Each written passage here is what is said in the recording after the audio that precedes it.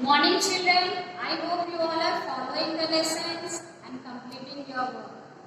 Today let us continue our lesson with the next subtopic, muscles in our body. In the block 1, bones, joints and muscles. In our previous class we have learned about bones, joints. In the bones we have learned the parts of the skeleton and the functions of the skeleton. And the joints which help us to move.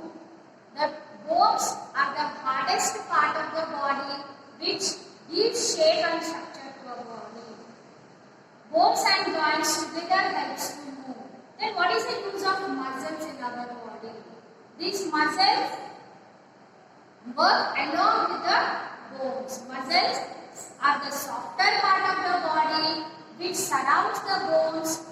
Bones and muscles together help our body to move.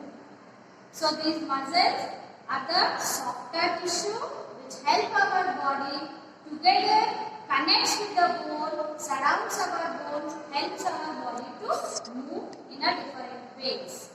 So these muscles, some of the muscles, they work and they work in a different ways.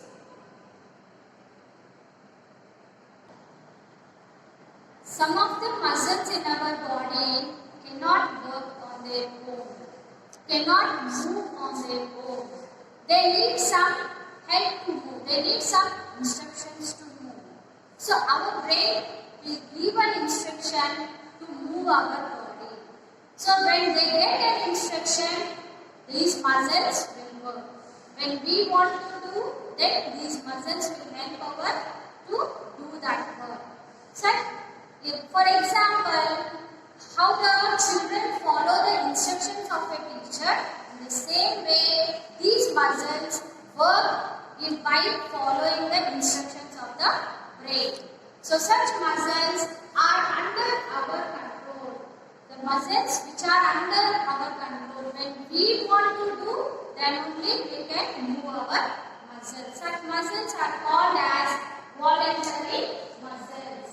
Such muscles which are under our control, which cannot move on their own. They work under our control. They cannot move on their own. So such muscles are called as voluntary muscles. For example, arms, legs and head. When we want to move our head, we can do it with our permission. Then arms and legs. When we want to raise our hands, then we move our hands and legs. So these muscles work by some of the following instructions. So these muscles are called as voluntary muscles. Some of the muscles, they cannot move. They are not under any of our control. They work by their own. They will not follow any instructions. Their functioning will be going on running. So such muscles are called as involuntary muscles. These muscles will not work under any control which works on their own. These muscles are called as involuntary muscles. Example, heart, lungs and the stomach. Suppose if the functioning of the heart stops, if we tell it to stop, if we give an instruction to stop, what happens? The entire body system will be getting stopped. So the lungs function, if we say that stomach to stop digesting the food, if you give an instruction, just like a hand to raise your hand. So these works by their own, these muscles are not under any of our control.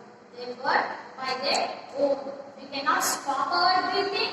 Even we cannot stop our blinking the eyes. Can we stop it for 2 minutes? No, we cannot do that. The muscles which is present in our eyes and which is present in our internal organs, which is helping our internal organs to work, these muscles are called as involuntary muscles. Even when we sleep also, these muscles are at doing the work. They are not taking rest. Children, open your reader, page number 12, and follow the reading and underline the hard words. Voluntary and involuntary muscles. The soft part that covers our bones are our muscles. These are attached to our bones and help us to move the different parts of our body. Some muscles of our body, like the muscles of our arms and legs, are under our control and are called as voluntary muscles. This means that we can move them when we want to. Some muscles, like the muscles of our heart, eyelids and the stomach, are not under our control and are called as involuntary muscles. This means that we have no control over their movement. Open page number 11. Is 3 muscles in our body. You should write today's date and you should complete this table. They are given. Complete the table. First question, look at the table.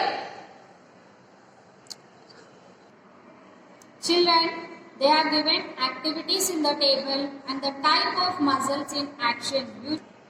Children, they have given activities in the table and the types of muscles in action. First action, they have given running. So the legs need a instruction to move.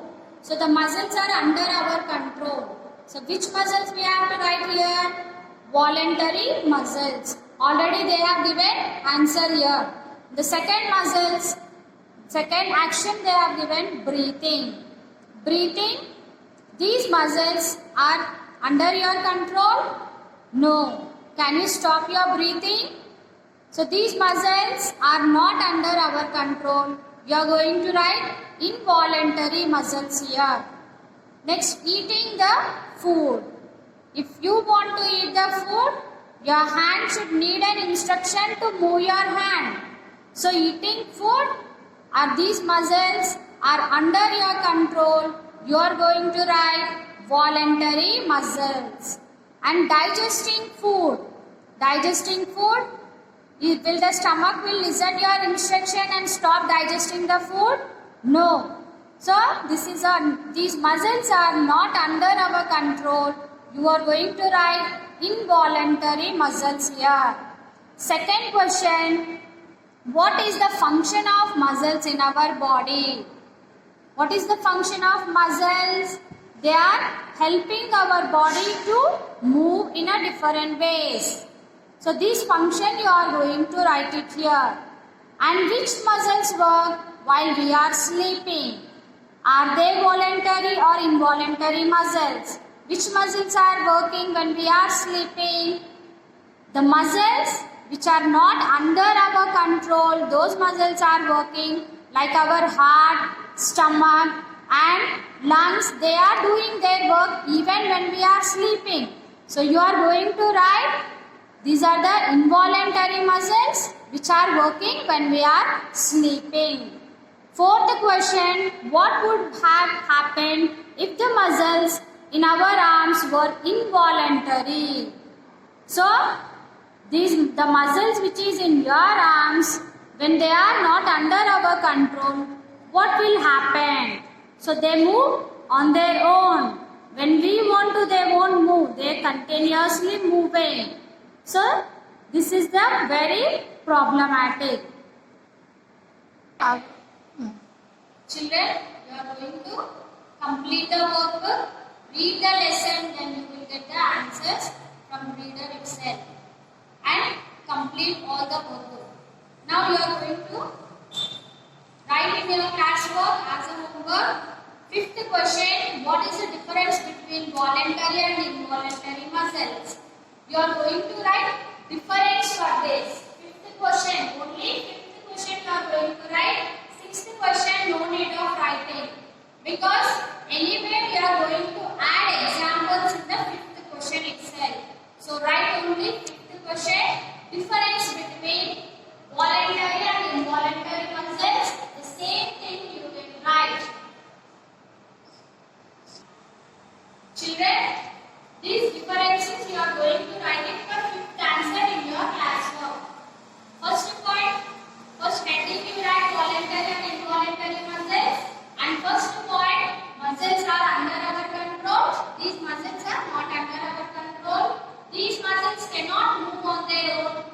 muscles work on their own.